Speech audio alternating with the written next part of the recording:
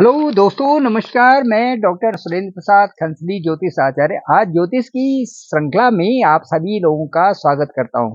दोस्तों, आज बात करेंगे हम कुंभ राशि की, एक्वेरियस साइन की।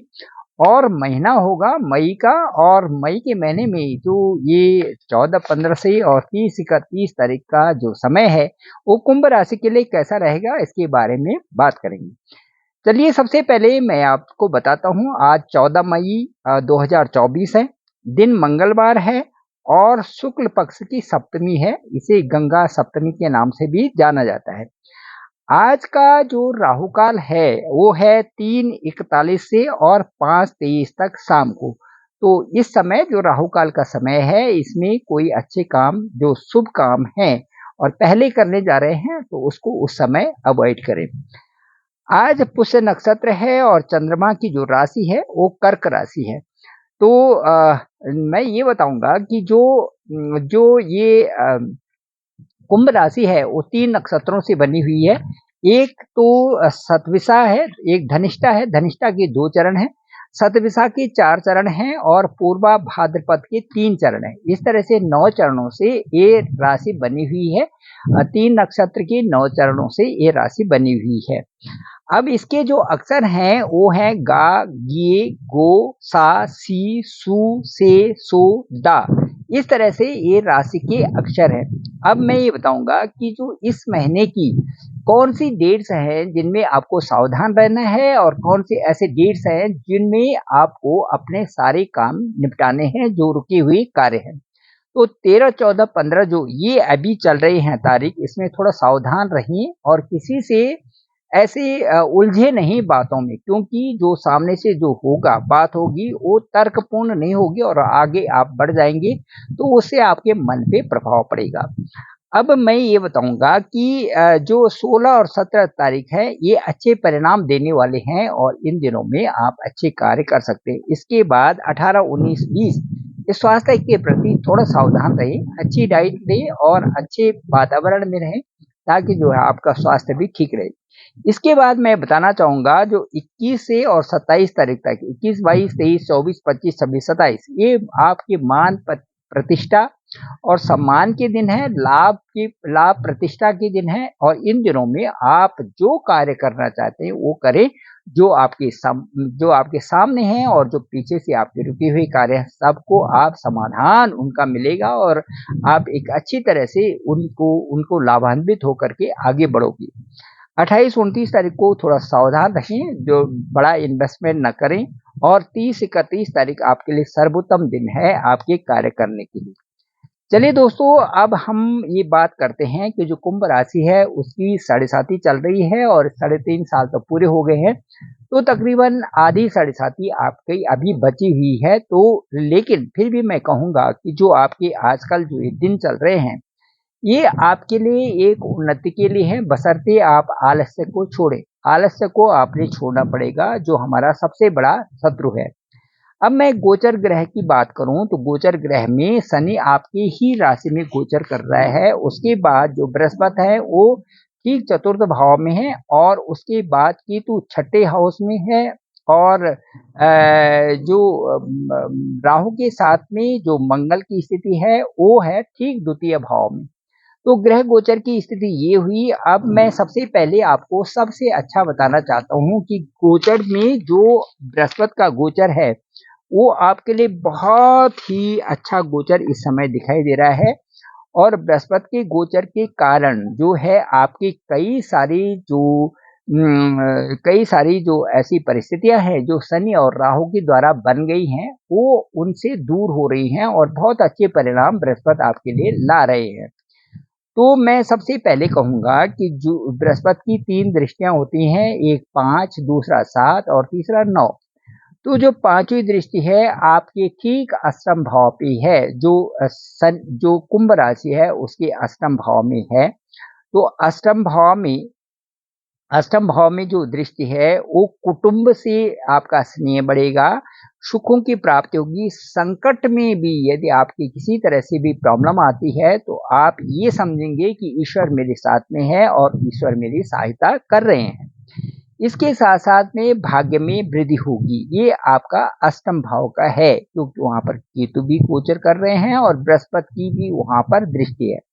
अब चलते हैं जो गुरु का जो सप्तम दृष्टि है, वो ठीक आपके आपके जो हॉरोस्कोप है, जो राशि से हॉरोस्कोप है, चंद्र राशि से जो हॉरोस्कोप है, उसमें ठीक दसम भाव में इस समय गुरु की दृष्टि है। तो गुरु की दृष्टि होने से आप दयालु प्रवृत्ति के होंगे, धार्मिकता आप में होगी, धैर्यवान पेशेंस आप में बना रहेगा, बुद्धिमान होंगे आप, लेकिन थोड़ी चंचलता उसमें भी रहेगी।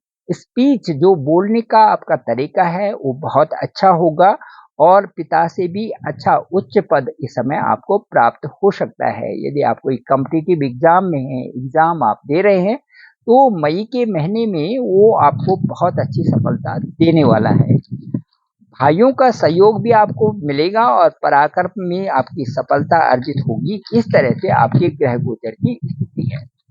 दोस्तों, अब मैं बताना चाहूँगा कि गुरु का जो 12वें भाव में जो गोचर है, जो 12वें भाव में जो गुरु का गोचर है, वो आपके लिए कैसे रहेगा? वो आपकी ये गुरु की नवम दृष्टि होगी।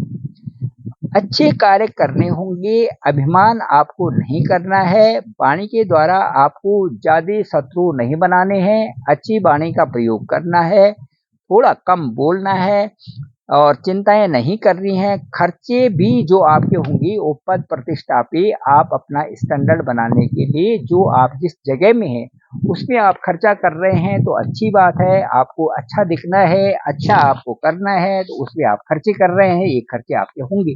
साथ-साथ में आप यदि फ्लैट ले रहे हैं, ज़मीन ले रहे हैं, जायदाद बना रहे हैं, तो उसमें आप खर्चे होंगे। वो खर्चे आपके पॉजिटिव दिखाई दे रहे हैं और इसके साथ-साथ में आपका अच्छा योग बन रहा है। साथ-साथ में आपके मदर के साथ में, अपनी माँ के साथ में आजकल मधुर संबंध होंगे इस मई के महीने में और खर्चा भी जो होगा वो शुभ कार्यों के लिए होगा। मैं जो विद्यार्थी लोग हैं उनके लिए बताना चाहूँगा, यदि आप अपना आलस्य छोड़ें और मन लगा के काम करें और अपने ही विवेकपूर्ण ढंग से ये करें कि जो मुझे डिसीज़न लेना है वो सही है और मैं सही रास्ते पर हूँ, तो आप बहुत आगे जा सकते हैं। आप दूसरों की नकल ना करें और दूसरों की प्रवृत्ति से आप प्रभावित होते हैं, वो प्रभावित ना होएँ छोटी एज में। क्योंकि जब आपको अपने उसका अनुभव होने लगता है, शनि जो आपकी लॉर्ड हैं, वो आपको अनुभव सब करा देते हैं। जैसे-जैसे आपको अनुभव आपका बढ़ता जाता है, आप में वो विवेक आ जाता है जिससे कि सामने वाले की परख आप बहुत अच्छी तरह से पहचानने लगते हैं। अब दोस्तों मैं बताऊँगा कि जो राहु का गोचर है, राहु का गोचर आपके ठीक दूसरे हाउस में है, जो आपकी चंद्र कुंडली है ना, उसके ठीक दूसरे भाव में इस समय राहु और मंगल बैठे हैं। चंद्र कुंडली का मतलब है हमारा मन, मन से क्या प्रभाव पड़ता है। अब मन के ठीक दूसरे भाव में यदि वहाँ पर पानी का घर है, परिवार का घर है, धन भाव है, वहाँ पर बैठे हुए हैं राहु और मंगल। अब आप जानते हैं राहु का छल होता है। राहु एक ऐसे ग्रह हैं जो कई बार हमें अपनी जो परिस्थितियां हैं उनसे डगमगा जाते हैं और उसके साथ साथ जो मंगल है वो हमारा जोश है, हमारा अपना अपना कार्य करने की क्षमता को, कैपेबिलिटी को बहुत आगे बढ़ाना चाहते हैं। लेकिन साथ साथ में कहा जाता है ना, अंगारक दोष। अंगारक दोष का मतलब कि जोश में यदि किसी तरह से आलस्य आ जाना, जोश में यदि किसी प्रकार से नेगेटिविटी आ जाना, जोश में यदि किसी तरह से जो है गलत समाज में पड़ जाना, ये सारी चीजें रुकावट का कारण बन जाती हैं। इसे कहते हैं अंगारक दोष। कि जो आपकी स्पिरिट है उस उधर न काम करके वो नेगेटिविटी की ओर चले जाना। जैसे कि राहु जो है एक अंधकार धुएं की तरह, आंधी की तरह है और जो जो मंगल है वो एक जोश है, वो अग्नि की तरह है। तो अग्नि को भड़काने का काम हो जाता है। कई प्रकार से आपका मन जो है दूसरों की कही हुई बातों में जाना, इस तरह से यदि ना हो तो आप बहुत अच्छा आगे बढ़ने जा रहे हैं। अब मैं ये बताऊँगा आपको कि जो राहु है और वहाँ पर मंगल भी है, वो आपकी भाषा को अभद्र भाषा बना देते हैं। बोलने का तरीका बहुत गलत हो जाता है, बहुत बिगड़े बोल हो जाते हैं जिसको कहना। तो इसे अंगारक योग और इससे जो है हम कहेंगे कि राहु के वहाँ पर स्थित होने से इस तरह की स्थिति बन जाती है। तो दोस्तों मैं कहूँगा कि थोड़ा-सा इस पे ध्यान देने की आवश्यकता है और जितना आप पेशेंस रखेंगी, जितना आप अच्छे से कम बोलेंगे उतना आपके लिए फायदा है। राहु की शांति करानी चाहिए और राहु का जप भी कराना चाहिए, दान भी करना चाहिए और हनुमान जी की स्तुति करें तो बहुत अच्छा रहेगा। चलिए अब चलते हैं शनि महाराज की ओर। शनि आपके ठीक जो है लग्न में वहीं पर राशि में बैठे हुए हैं और वो आपकी उसके लिए तो ठीक है, लग्न के लिए ठीक है, अपनी आपकी सेहत के लिए तो ठीक है, लेकिन साथ साथ में जो आपकी साढ़े साथी चल रही है और उसके बाद जो अब उसकी जो रिमेनिंग ईयर्स बचे हुए हैं वो प्रोग्रेस में कई बार जो है थोड़ी सी व्यवधान आ जाती है। इसके साथ साथ में जब भाइयों के साथ में कुछ न कुछ जो है विवाद और बहुत अच्छा एक संपुट न होना, एक कोऑर्डिनेशन न होना, मित्रों से भी अच्छा कोऑर्डिनेशन न होना, जो आपके दोस्त हैं उसके साथ साथ जिनकी शादी होगी, पति पत्नी में झगड़ा होना, परेशानी रहना, प्रॉब्लम आ जाना, साझेदारी पार्टनरशिप में जो बिजनेस में है उनके साथ में कई सारी परेशानियां आ जाना और इसके साथ साथ जो नौकरी पेशे में हैं, जो राजकीय कार्यों में हैं, वो बहुत सारे उलझनों के साथ में, उनकी अड़चनों के साथ में उनके कार्यों का आगे बढ़ना।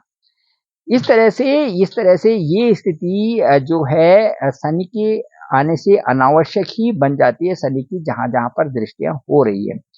इन परेशानियों से और इन अड़चनों से बचने के लिए मैं ये कहूँगा कि सबसे अच्छा है कि आप अपने आप को आँकें और ये महसूस करें कि ठीक है यार, जो मैंने करना है ना, मैं ज़्यादा उसमें नहीं पड़ूँगा, मुझे अपनी प्रोग्रेस और अपने ऊपर ध्यान देना होगा। तो इस स्थिति में आप आगे भी बढ़ोगे और एक आपकी अच्छी रीत भी बनेगी, साथ-साथ में आपको जो चीज़ें मिलने हों शनि महाराज के द्वारा इस साढ़े साथी में, वो बड़े आसानी से सुलभ तरीके से आपको मिल जाएँगे। दोस्तों अब मैं बात करूँगा विद्यार्थियों के लिए। विद्यार्थियों के लिए जो ये जो गोचर है शनि का, ये अच्छा गोचर है और मैं ये कह सकता हूँ कि यदि जिनकी समझ में ये आ जाता है कि मैंने फालतू की चीज़ों पर ध्यान न देकर के केवल अपने पर कंसंट्रेट करना है, तो मेरी दशा और अंतर्दशा उससे अच्छी हो जाएँगी। ज्योतिष जो एस्ट्रोलॉजी का जो संबंध है केवल संकेत देना होता है कि किस तरह से ट्रांजिट चल रहा है, ट्रांजिट से क्या प्रभाव वहाँ पर पड़ने वाला है। बाकी सब कुछ आप अपने आप से उन परिस्थितियों को अच्छा या बुरा बनाते हैं।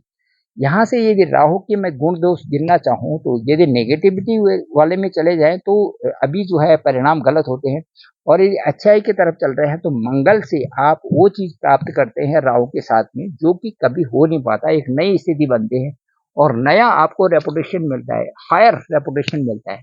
तो ये राहु के और मंगल की अच्छाइयाँ हैं और राहु की और मंगल की जो बुराइयाँ वो है कि यदि बुरी संगत पड़ गई तो आपको अपने घर से भी बचना मुश्किल है और बाहर समाज में भी बचना मुश्किल है और अपनी जहाँ पर आप कार्य कर रहे हैं वहाँ पर भी बचना मुश्किल हो जाता है नेगेटिविटी के द्वारा, नकारात्मक भावनाओं में बहने से। तो दोनों ही ये नेगेटिव और पॉजिटिव है, आपको अब देखना है कि आप कहाँ आगे बढ़ते हैं और बहुत अच्छा है यदि आप अच्छी तरह से अपने आप को पहचानें। मैं डॉक्टर सुरेंद्र प्रसाद खंसली ज्योतिष आचार्य इन पहाड़ों की वादियों से आपको इस समय ज्योतिष की इस श्रृंखला को दिखा रहा हूँ। आप मेरे इस चैनल को जरूर लाइक भी करें, शेयर भी करें, सब्सक्राइब भी करें और दूसरे लोगों को जानकारी जरूर दें, ताकि लिंक भेजें ताकि सभी लोगों को इसकी जानकारी प्राप्त हो सके। डिस्क्रिप्शन पे मेरा नंबर है 9868280191। आप जरूर मुझे कॉल भी कर सकते हैं अपने हॉरोस्कोप के वजह और जाने कि आपके लिए कौन सा समय बहुत अच्छा आने वाला है। Thank you very much.